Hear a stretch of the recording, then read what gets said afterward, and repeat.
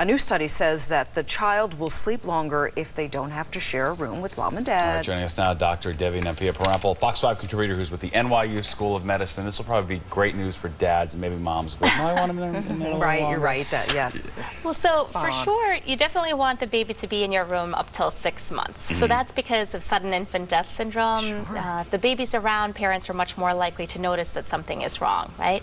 After that is where it becomes a little bit less clear. So the American Academy of Pediatrics, they suggested earlier this year that you want to keep the baby with you till about 1 year.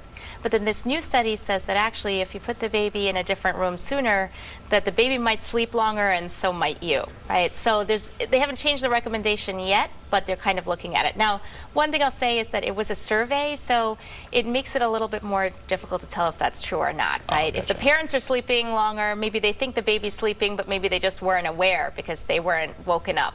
Very right? true. Right. Good point. Good So point. that's a possibility there as well. I mean, the other thing is to look at sort of long term, does this change anything? So the reason that people are thinking about moving the babies out sooner is that, well, you know, if a baby stays with you for a longer period of time, maybe they get more separation anxiety when they finally have to leave, or maybe they're more likely to crawl into bed with you. They're more used to being in that spot. More traumatic the longer it goes, probably. Yeah, exactly. So, I mean, I think, you know, to tell the difference sort of over time, it's maybe not to look at the babies themselves, but later as adults, well, did something play out differently because of your sleep habits? Very hard to know, though, because there's so many things that could play a part. For sure. So many variables. In that, And then, yes.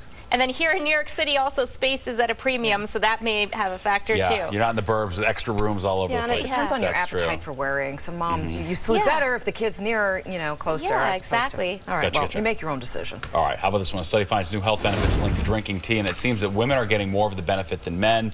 And this might actually be like a biological reason for this whole thing. Yeah, you know, when I heard about this study, I was like, wow, this is really interesting. Is it any kind of tea or? Well, so in this study, they looked at different types of tea. So black tea seemed to be the one that was most associated with it, but previous studies have also looked at green tea. So we're talking about generally black teas, green teas, and oolong teas. So we're not talking about some of these herbal teas that are made with ginseng or ginkgo biloba and other stuff. Now, you know, tea has been shown to have health benefits for different reasons: heart disease, high blood pressure, cancer in general.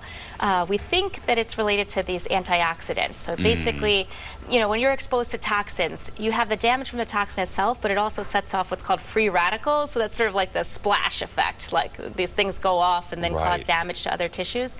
So maybe the tea actually interferes with that.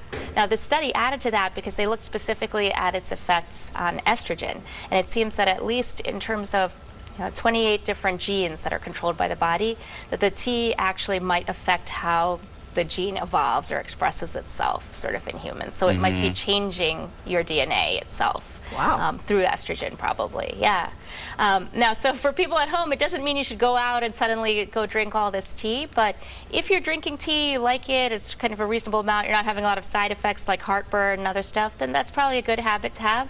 And also, it was more specific to tea than to caffeine. So to coffee. Both have caffeine, but it seems to be something more specific about the tea than just the caffeine. Gotcha, gotcha. That makes sense. It's the leaf, so maybe that's the whole thing, right? Exactly. Yeah, more something. medicinal.